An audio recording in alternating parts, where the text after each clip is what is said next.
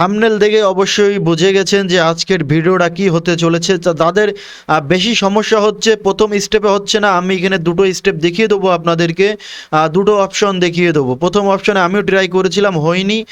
তারপরের অপশনটা আমি ট্রাই করে কাজ করেছি। তা প্রথমে যদি আমরা এখানে যদি টাইপ করি, এখানে আপনার অব্র কিবোর্ডে রয়েছে, এখানে আমি বাংলা সিলেক্ট করে দিয়ে এখানে টাইপ করব।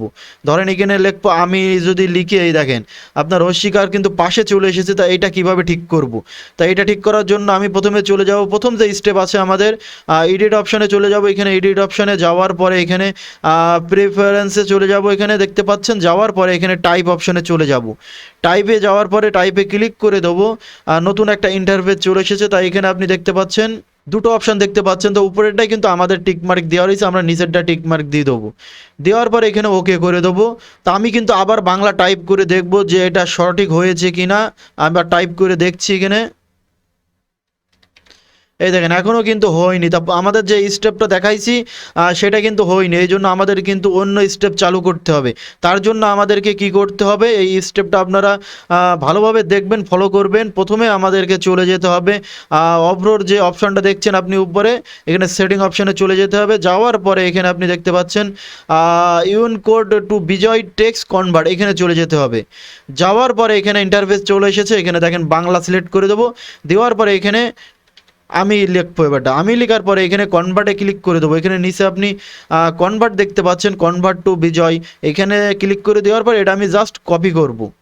কপি করে এখানে যদি আমি নতুন একটা নিয়ে আসি, এখানে আপনাদের দেখাচ্ছি।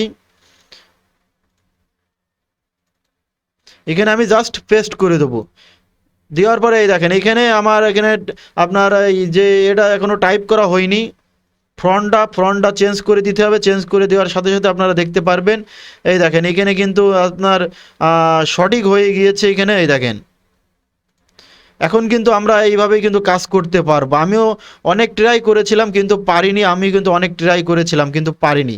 তো এইভাবেই কিন্তু আমাদের কাজ করতে হবে। আর যদি আপনারা যদি কমেন্ট করে জানাবেন যে আপনাদের প্রথম যে স্টেপ দেখাচ্ছি ওটা যদি হয়ে যায় তাহলে তো কোনো কথা নেই।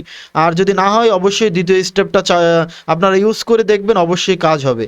তো আজকের ভিডিওটা এই পর্যন্তই। ভিডিওটা যদি আপনাদের ভালো লেগে থাকে অবশ্যই চ্যানেলটি সাবস্ক্রাইব করবেন আর আমাদের সাথে থাকবেন।